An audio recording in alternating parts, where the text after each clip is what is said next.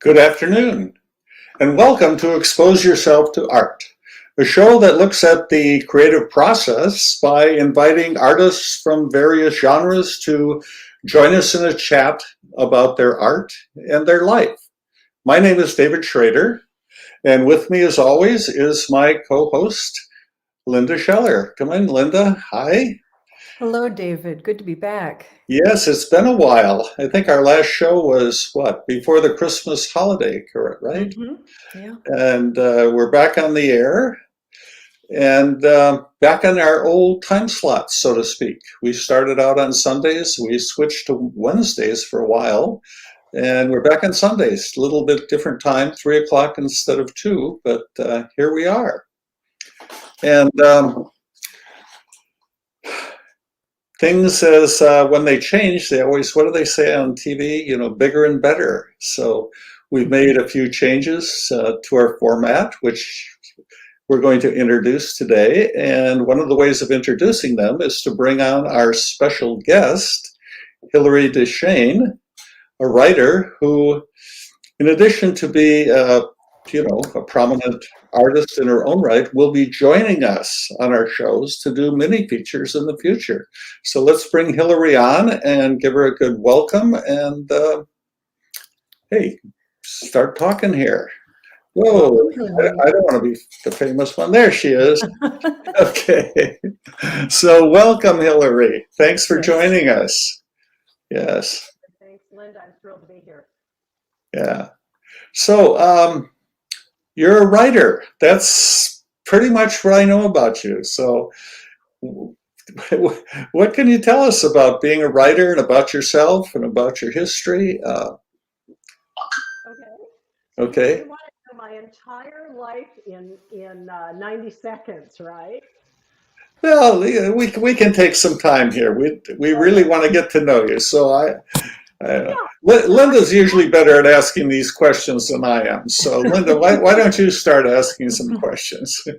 Well, Hilary, where did you grow up and at what point did you get interested in writing? I'm a native Californian. I was born in Fresno, but I actually grew up in Riverside, and I was a tomboy country girl. I rode and showed and trained horses, and but I always wrote. I wrote my first novel when I was about 12, and you can just imagine it was an historical romance. So if you can imagine a 12-year-old girl trying to describe a relationship between a man and a woman, it's that will never see the light of day. But I've always uh, oh, it was never picked up. It was never published. You're you know, I think if you are a writer, there's always a compost pile in your imagination. There's always fertile soil, and stories that on their first iteration aren't quite right, don't have the right exposure or soil or characters or your life experience to write them. God doesn't waste anything. And so everything that's in my mind, everything I read, it's like a sticky note. It's all up there. And eventually it'll come back around and it'll have life as another book, an article, or maybe when I'm helping critique another writer, some little seed will germinate. Who were some of the major inspirations and influences on your writing?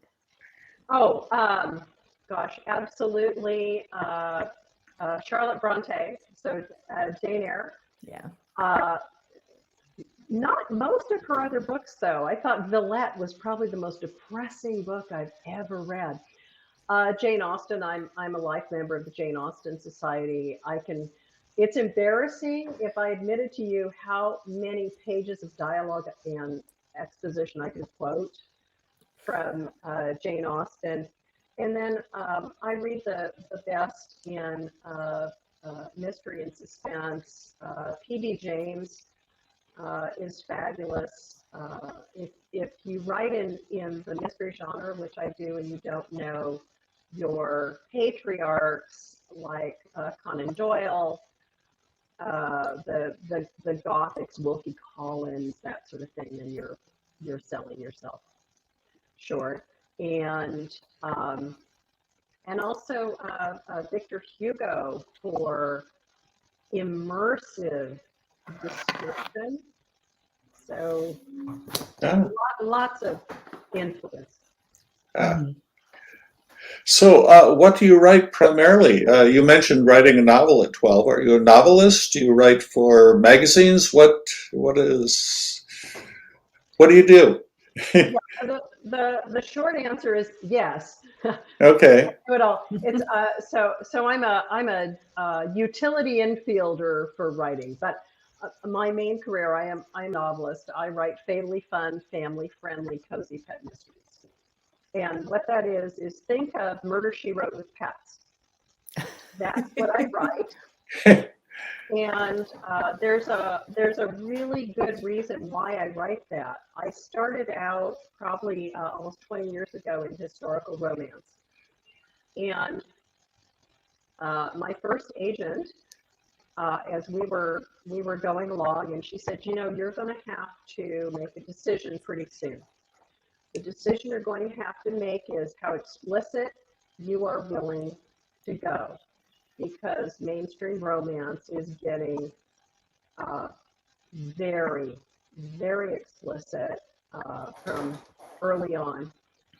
And I decided I would not write gynecology. I don't think it's positive for women. I don't think it's positive for society. And so in the meantime, I was writing human interest features for local and regional magazines and international solo women's travel blogging. And I found that as I travel around the world, when people say what you do, and you say you're a writer, everyone is interested. And I could not live with myself and tell someone who was interested in what I write, well, I think you might enjoy that, but keep it in a brown paper wrapper and keep it away from your Ah, or your okay. kids. I wouldn't do that. So I left historical romance and I looked for a genre that was positive. And it's funny, cozy mysteries primarily have to do with solving a murder. And one might think that murder isn't very wholesome. But the ethos of cozy mysteries is about it's about finding justice and restoring order in community. And so although those of us who are professionals in the genre, we have to constantly hold the line. Our readers expect that what we provide is a clean, safe place they can share unashamedly with friends and family. We have to hold that line. However, the best thing I find is that the community is fabulous. The readers, the writers, the other professionals in cozy mysteries. It's a wonderful place to be writing. Ah, wonderful. So, I first met you through your contacts with Opera Modesto. What do you do with them? How does your writing fit in with that group? Well, I actually grew up in an opera family. My maternal aunt, my mom's youngest sister, Suzanne Roussillon Haig, was an international soprano in the 50s, and she sang all over Europe. One of her specialist roles, she was a specialist in Tales of Hoffmann, the three soprano roles, and then sang in New York for years. So I grew up hearing opera. She then went on, she had an injury to her vocal cords and was not able to continue singing, so she went into coaching and had some very well-known Hollywood clients that she coached. And so I had that familiarity with show business and backstage from an early age, and always loved opera. So probably, actually, I can tell you 16 years ago, I read a small item in the Modesto Bee that said Townsend Opera was looking for new members to join its opera chorus. And I called, and Matt Townsend, who was the, Matt Duchene, who was the general director at the time, called me back, I think the next day. And he said, well, we're in production for La Boheme. We need some more people, and the show is 2 weeks away. You think you can drop in and sing it? And so I did. I love Puccini. And, I made it until I faced it, or faked it until I made it. Fell in love with what this community does. This community in the Central Valley, and many people consider us flyover country, but the Central Valley loves its artistic community. The Central Valley in Modesto is proud of its artists. It supports them. And I've never looked back. I'm now a member of the board of directors. I'm actually a secretary on the board, and I have the honor of giving the Opera Insights pre-show talks. I've been doing that for about 4 years now. And as a member of the board of directors, you also just fill in for the good of the order whenever necessary. In fact, Linda and David, I saw you. I was working front of house this last weekend because we were shorthanded, so I handed out programs. That's what you do. Ah, okay. So this is, just came to me, banging around in my head. We have two writers on this show today. One is a writer, one is a poet. Are they friends? I'm flipping around. I remember a song from Oklahoma. The farmers and cowboys should be friends, but they're not. They both work the land. You both use words. How is writing and poetry different? What's the relationship between these two things? Have you written poetry, Hillary? Occasionally. Yeah, I wrote one very bad novel. As you can tell, economy of expression is not my jam. So. And I do like that. I've written some plays. Lately, I've been writing book reviews, but there's something about poetry, and I think for me, it's largely the musical quality and also the distillation. I love just the fact that imagery can convey emotion, can take the reader elsewhere. So, but you must have a great deal of discipline, and you're probably better organized than I. What is your writing process? Oh wow! So I am a professional. I support. I'm retired from my first career in law enforcement. I support myself now with writing. So Wait a minute. You retired from your first career in law enforcement? Yes. Yes. Come on. Well, like I said, God doesn't waste anything. And so that experience is fabulous for working into the reality base of cozy mysteries. I like Yes, absolutely. I'm a professional. I work every day. I'm very fortunate that I'm able to work from home. So I like to hit my desk. I'm freshest at about 5:30 in the morning. So I hit the desk then. Plus it's quiet, and I push that manuscript along. And then about noon, there's, you're always juggling balls because there's marketing campaigns to write and ad copy, and there's following up with potential partnerships or anthologies. There's editing to do.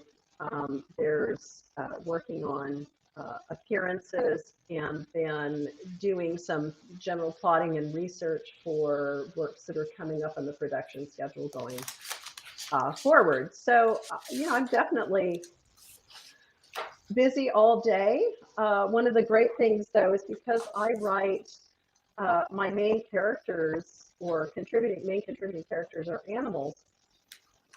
I am able to consult with my two live-in uh, uh, cross-species consultants, my supervising editor, Ambrose, my cat, and my morale officer, my Labrador.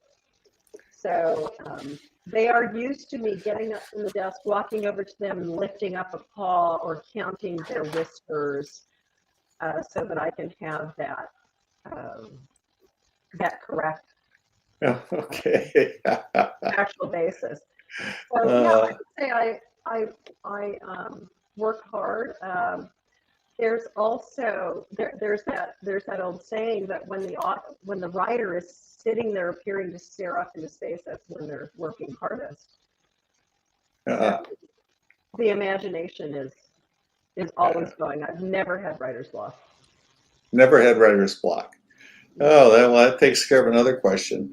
But when you mentioned your your live-in consultants or advisors, I'm also aware that Linda lives with a menagerie too. Quite an interesting one. Maybe I should ask Linda. Do your animals play a part in your poetry? Well, sometimes a cat will walk across the keyboard and there's a contribution, whether it was welcomed or not. Often I'll have a cat in my lap. I have a couple of dogs and, they're just good company. And the fact that they need to go for walks periodically gets me outside, and that clears the head and gives you a little exercise and distance. And then you can come back and approach your work from perhaps a new and fresh perspective. And then I have 3 donkeys in the pasture behind the house. So they're just there. They're a good alarm clock. They often bray at 5:30 or 6, and I like getting up early anyway, so it gets me out. I throw some hay, I come back in, sit down, and begin my writing. So yeah, I love animals, and I Have love they being in the country. have they ever been part of your poetry? Oh yes, yes. Okay. Yeah. Oh, so yeah, you have poems about donkeys? Well, they've made guest appearances. Oh, okay. There's Okay. one kind of quirky thing. I don't know if we would call it like a fable, but it's in a manuscript that I'm kind of sending out right now. And so there's a dog, a donkey, and a mountain lion. But Ah, normally they just kind of, like show up as an aspect of the speaker's existence. uh-huh. Okay. So, I have this list of questions here. You've already said you don't have writer's block. That's amazing. I like the way you put it. You have this party going on in your head or something. How did you describe it? Oh, it's a cocktail party going on inside my head all the time. Really? So David, I'm going to poach on your professional expertise in psychology, but Timothy Leary used to talk about if you're schizophrenic, is it that you are ill, or is it that the world is ill and you're the only sane one? And so there are many of my writer friends, we joke about saying we're functionally schizophrenic because voices, conversations pop in and out all the time. And what's really interesting is how is that moment of transcendence when you really have bonded with the characters, so that it's not so much that you're writing, you're not so much saying the plot says you need to do this at that time at this beat. It becomes the character says, no, Yeah. I would not do that, because then Mhm. you have what's called organic writing. And even though I'm writing fiction, even though by definition most of us will never see a dead body, let alone be involved in an investigation, but when you're reading it, I'm going for Coleridge's willing suspension of disbelief. What I'm going for is characters that in their psychology, in their actions, their character, what they do in the plot makes sense to you. You can say, okay, I've never been in that situation, but I believe that character would do that thing in this moment. Uh-huh. Yeah. And I've heard that from some other writers too, when they say, well, how do you come up with this dialogue? How do you come up with this? And they said, no, once you create the characters, they talk to me. I'm just recording what they're telling me. So that's what you're kind of talking about. it's Yeah. some of us will say it's almost like you have a movie playing in your head. Uh-huh. I'm transcribing as quickly as I can the dialogue. I'm trying to remember the blocking, how they're moving in the space, how they're interacting with it, what the background is. And then I'm trying to present that to the reader, because obviously film or live action is incredibly different than the written medium. And I'm trying to Mm-hmm. Sure. translate. But yeah, it becomes an alternate reality that I'm able to uh, listen in on. And there's an old saying about in novel writing, are you a plotter or are you a pantser? Meaning, do you just sit down and write what comes to you, or do you have everything plotted out?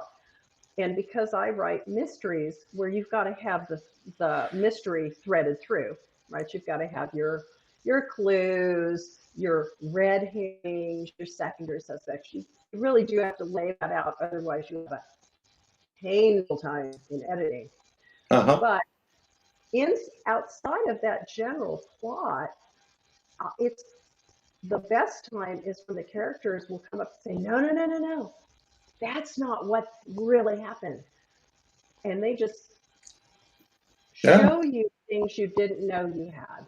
Hmm. And you listen to those voices. Hmm. Ah, yes, yes, I'm yes. very emotional. Yeah, tell me about them. So, Linda, is there anything comparable in your writing poetry? Is it just there? You mentioned that you are kind of get off on what the melody or the how did you Yeah, put it it? depends. There could be just a line that comes to me and then it will lead where it does, or it might be an image that starts the kind of unfolding process. Sometimes, I just have kind of a whimsical notion that I want to play with language, or it just depends. It could be that there's something about the line length that challenges me to either keep it consistent or create some kind of form, some shape. It's a process of discovery, I think, largely. But then Yeah. again, I've written many, many poems based on biographies, history, some moment. I might be fascinated by an event or a person, and then there's suddenly this vision of that person or that event kind of caught in time. And then I will write and see how this is revealed, I guess. Hmm. Isn't it fun to be a writer? So, It is. And yet it's an always receding standard of excellence. You may have a particular scene or a plot that's lovely, but then as you develop your instrument, your standards grow higher. And then you read another writer and you say, wow. Do you ever have those moments Oh, where you read yes. a Oh, line yes. and it's so tasty? It just feels good in your mind, through your eye, and so you say it aloud and you go, that's the effect I want. And so now you're just climbing that ladder again. uh-huh. It is a constant learning experience. And I'm thrilled when I read something that just blows me away how good it is. I know, oh my good, I can't write this. This person did, and it does set the bar ever higher. Yeah. And you're always learning from those who you admire. So Mhm. Mhm. Yeah. So that leads me to another thought I've had, which is, you're talking about your influences, especially influences of other artists who do things similar to you. But one of my questions when I think about being an artist is, what is the influence of how do you deal with the influence of the real world, the outer world, things that happen out there? Because a lot of art is internal and intimate, and it just has to do with you creating and living in your own space and your own world. But then out there, other things are happening. They're happening in the social world, they're happening in the financial, political world. And does that ever have an effect? How do you ignore it? Do you incorporate it? Um, I know you're not going to write about it. You're not a photojournalist or a reporter, but have you ever had to deal with that?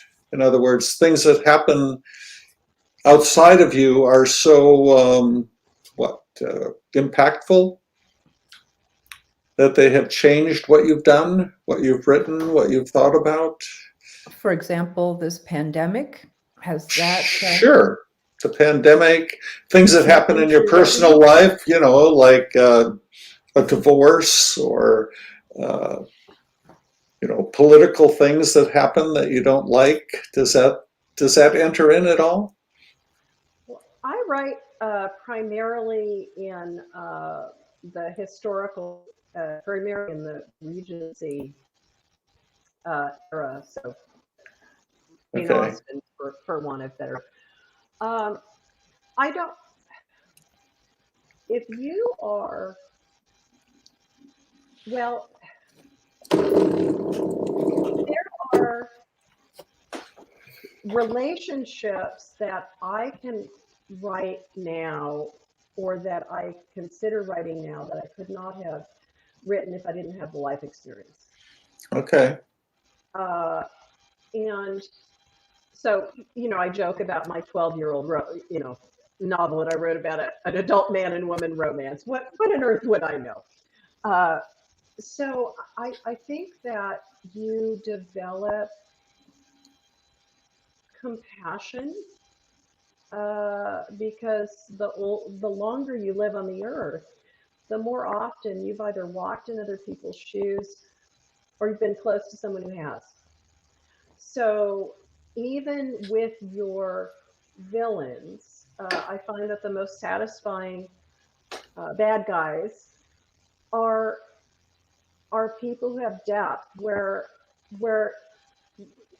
you can, maybe you can sympathize at some level to with what they have experienced, that what brought them to this situation and the maladaptive way they're working it out. So I would say that my lived life experience has been huge in writing, um, but I don't choose to write topical. I don't write police procedurals. I don't write thrillers. Okay. Yeah. And for me, primarily, it has to do with what I see as my responsibility to my reader. And in my genre, the readership skews primarily to women. They pretty much look a lot like me. They're middle-aged. Okay, I'm pushing the upward limits, but I'm calling middle-aged.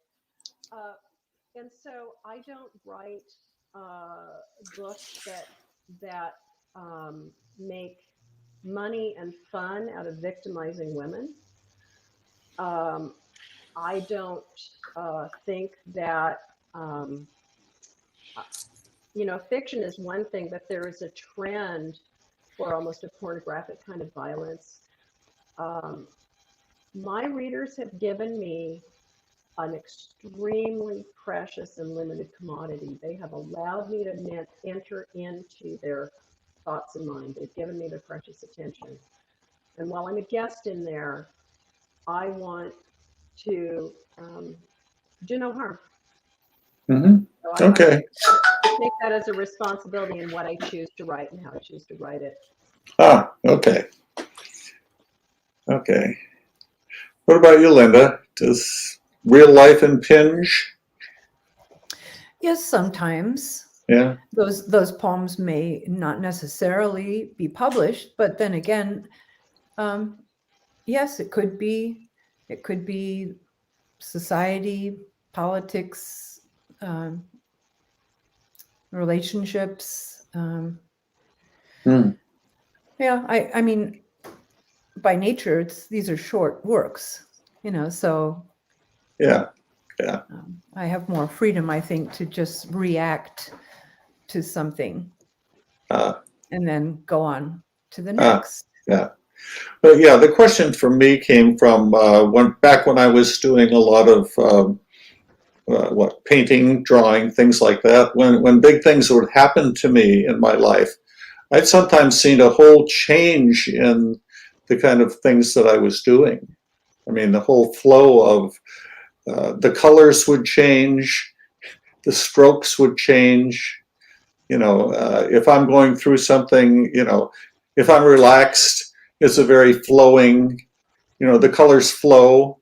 When I'm stressed, the strokes become jerky, and spiky and things like that. I think that's where, for me, that question came from, is to, you know, even though we live in our inner world, we also live in an outer world, and just wondering what the relationship is there. It So, sounds like, from what you said, Hillary, you're in a sense channeling characters, and so perhaps it's more a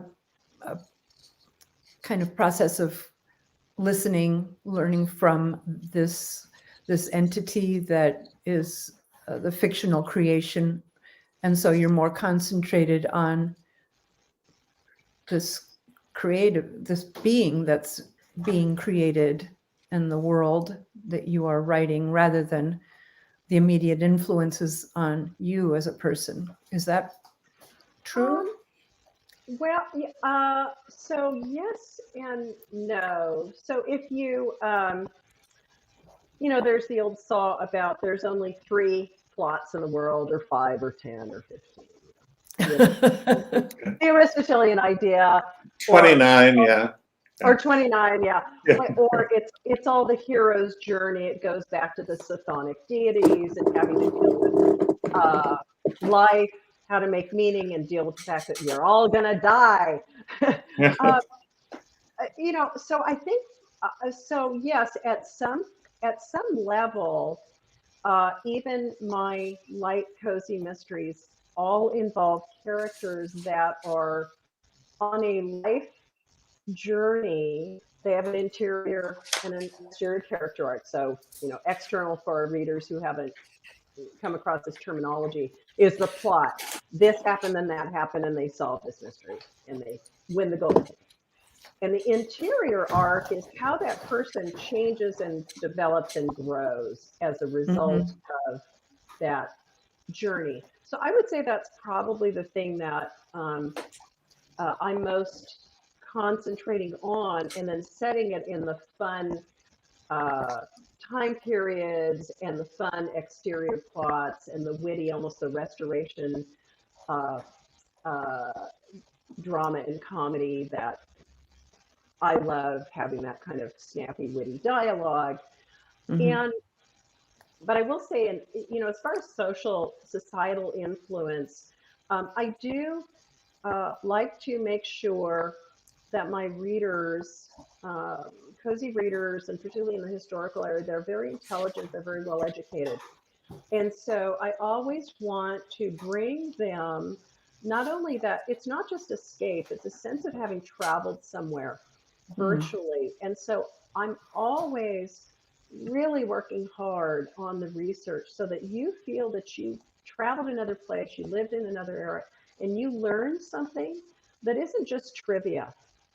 It actually helps you understand people from another time period and why they did what they did, how they Sure. lived a different way. And then the other thing I like to do is there's usually some sort of societal dilemma that I like to tackle in that, little telescope in my plot. For instance, my book coming up, which is tentatively entitled A House to Die For, is about house flipping in Regency England. And believe me, house flipping is not a new phenomenon. And neither is psychics, phony mediums, that sort of thing. Right. They've been around forever. They have been around forever, and actually, because of growing up on the peripheries of show business, I've been aware of how many of illusions are done, but people are still victimized. And so in A House to Die For, that's a major subplot.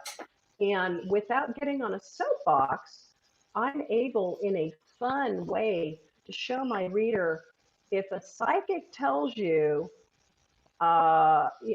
this, that, and the other thing about your past, and you think it's something no one else could know, and then she wants $500 more, let me tell you how it's done. So you're not victimized. But instead of being a didactic, waving my thumb at you, this book opens with a flaming head bouncing down the stairs. It's all fun. Show you how it's done. Okay. Yeah. Yeah, no, I like that about a lot of things I read when I learn something, because the author has done the research and is actually telling me things, in addition to the plot of whether it's a mystery or a romance or whatever, that, yeah, there's some real information there. Yeah. Well, I'll give our listeners a quick preview, which is if your car has a heads-up display. And so you're familiar with that, correct? That's where the speed limit and maybe even the street you're on, the compass point, is reflected on the interior of the windscreen, so that Yes, you can yes. look at. Okay, that's if you ever crane your neck over your steering wheel and look at how that's happened. It's an extremely simple technique, and it's called Pepper's Ghost. And if you were a child and someone disappeared on stage and you heard someone shout, they did it with mirrors, that's how it's done. And it goes back to the 17th century and the 18th century, when disembodied limbs were floating around theaters in London's West End, thanks to the illusion called Pepper's Ghost. And yet many people insisted that the magicians, some sort of Oh, hello. Yeah. no. Sorry It's a technology. Okay, So you, right. yeah. Sorry, we're having a little bit of technical difficulty. It could be from you're fading out both visually and audibly a little bit. So I don't know what's happening. Sometimes that happens with our computers. They do things that we're not totally in control of. So no, I think anyway we lost a couple of words of yours, but that's okay. I think we're back with it now. It comes and goes. So one last question before we move on to something else is, and this comes from, again, my background. I don't know if the same thing happens with writers or poets. When I was in college, I got into acting and singing very heavy, and doing a lot of performances. And what I discovered is that the thing I liked most about it were the rehearsals. I liked sitting in the dark. I liked learning things. I liked watching things. I liked the creative process. And I almost liked that more than the performance. That when we got to the performance, that was just like, yeah, okay, icing on the cake. But I couldn't get back to work. I couldn't wait to get back to actually working on something, because when you're performing, it's a whole different thing. You know, same thing with now I do a lot of photography. The joy is in the capture, so to speak, the travel, the finding the place. Once it comes to hanging it on a wall, it's like it's all done. And that's a whole different thing. You know, do you live for the applause or do you live for the work? Does that make sense to you? It's very clear to me, but either of you, am I making any sense in any way? Do you like the work or do you like the applause? Well, I like the work because honestly, I can't read half my characters. Once they're birthed, they're gone. However, when someone tells me I read your book and I felt this, or it made me realize that, uh, if you call that, Yeah, that's the applause. Yeah, yeah, okay, that's the meaning that you created between yourself and the reader. You touched someone. yeah, yeah. Um, Oh no, I agree with that. Yeah, yeah, yeah. yeah. So anyway, yeah, we're continuing to have these little bleeps here. So maybe that's a good sign to move on. So to give our viewers kind of a preview of what it will be like to have you come on and do these little mini features, we have a little mini feature with us today, which is Linda has recently, she has a book of poetry in process. And I think this is the kind of mini feature that we'll try to have on the show. You know, so why don't I turn it over to the two of you and you can talk about Linda's book. I'd like to hear about it. I'll get out of your way here. So, Linda, tell me about, do you have a set title or a working title? Oh no, it is a set title. It's Wind and Children, and Main Street Rag Press will release it in May or June of this year. And I had been working on a memoir in verse for some time. I'd been a teacher for 36 years. I retired in 2017, and then I was able to dedicate myself to writing.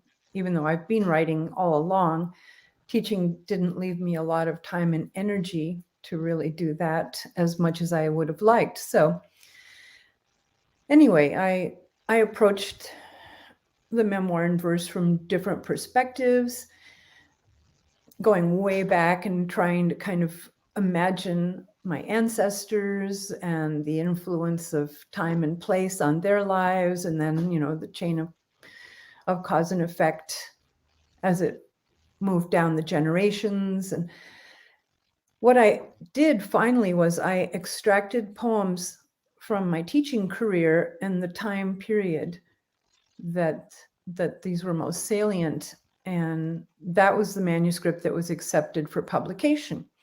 So this cover is a beautiful, beautiful monotype by Henrietta Sparkman. She will be our guest next week. And as soon as this was accepted for publication, and I think that was maybe September of last year, I thought, oh, I know exactly what I want on the cover. Yeah, I procured this gorgeous monotype, and it's been hanging, too much reflection, hanging in my house. And so I was thrilled that the editor said, oh, yes, that's good. And Henrietta agreed that it could be utilized. And then the author's photo is by the great photographer, David Schrader. Woo-hoo. And I've procured 3 blurbs from Indigo Moore, Kai Kagan, and Christopher Citro. Now I'm soliciting reviewers, and there are, I think, 23 poems in the book that have been previously published. And Well, if you wanted a little sample, two of Yeah. the poems appeared in this journal. It's called Teach, period, Write, period. And I had submitted, I think probably 5 as is typical poems, and they took a pair that sort of bookended my teaching career. So this first one is entitled Begin. A young woman masquerades as the sun. Children appear sitting lightly. Cornered, they search her face, seeking knowledge and hoping she is kind. And then look back in wonder. It was the best thing I could have done. For 36 years, their lives subsumed mine, their future my cause, their hunger folded around metal desks, salted with pencils and visited by cockroaches, while outside the windows, almonds bloomed. It was the look in their eyes, listening or challenging, open or hurt, the room filled with tipped up faces of various shapes and hues. I knew their walk from 50 feet, their unique penmanship, their voices even with my back turned. It was all I could do to stop myself from thinking about them long after the last stories were corrected, essays graded, language test created, an outline for their research report typed in preparation for the ditto machine at dawn. It was my art, an atonement, my debt to the world repaid in service and hope.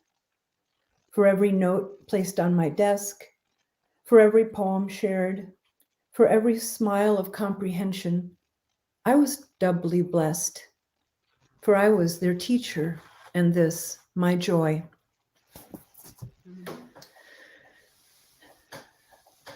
There are poems about their lives, the tragedies that affected the whole class, things in my own life that sent ripples, through everything that I was doing and thinking. And so anyway, I'm very, very excited. This is my second published book. And so, yeah. Oh, How would you describe your readership or the writer, or excuse me, the reader for whom you're writing your poetry? Do you have an audience in mind? Oh, I would imagine that it would be welcomed and responded to largely by anyone who had worked in education or who worked with children, particularly children who face extreme challenges in their lives.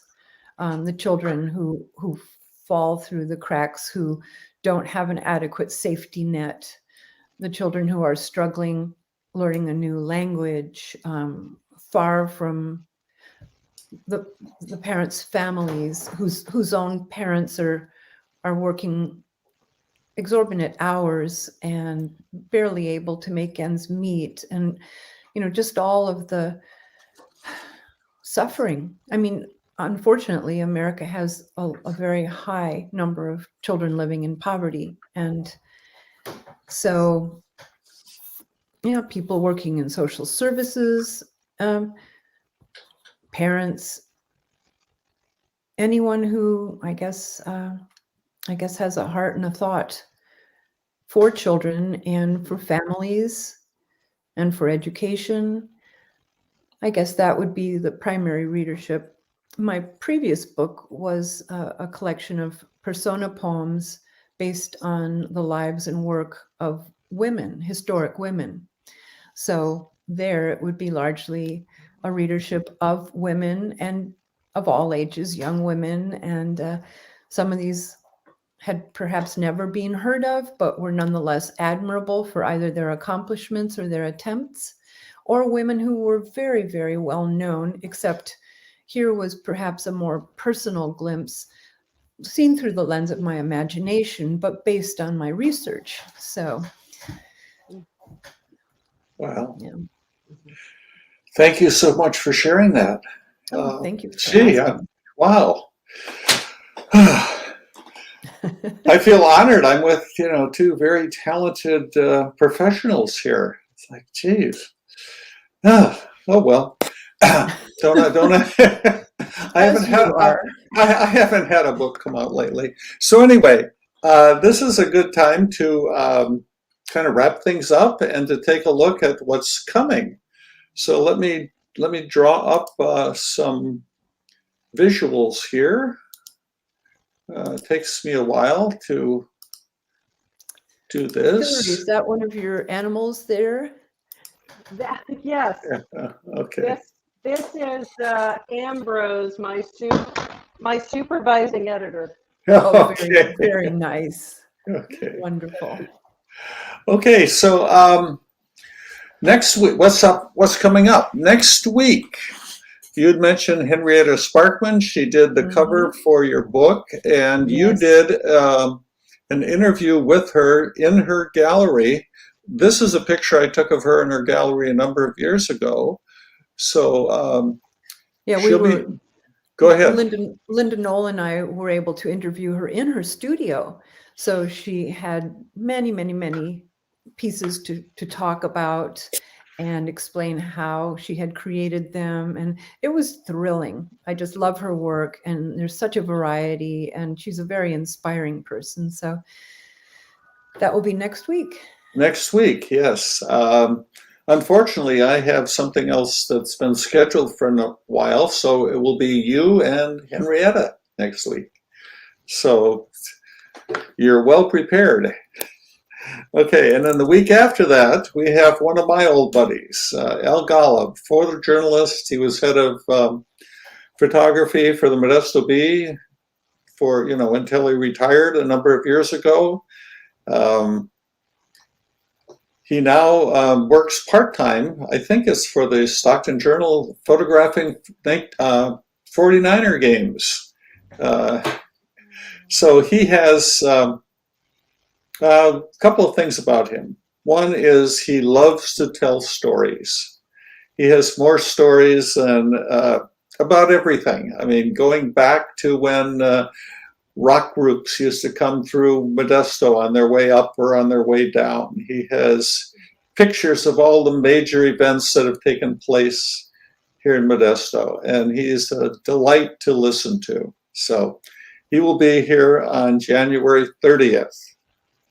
And then the following week, we have another, I don't know what I would call Modesto superstar, someone who grew up here and went on to fame and fortune out in the larger world, which has always been, I don't know, that always strikes me as very interesting that from our little town, our little area here, we have had people that have gone out into the larger world.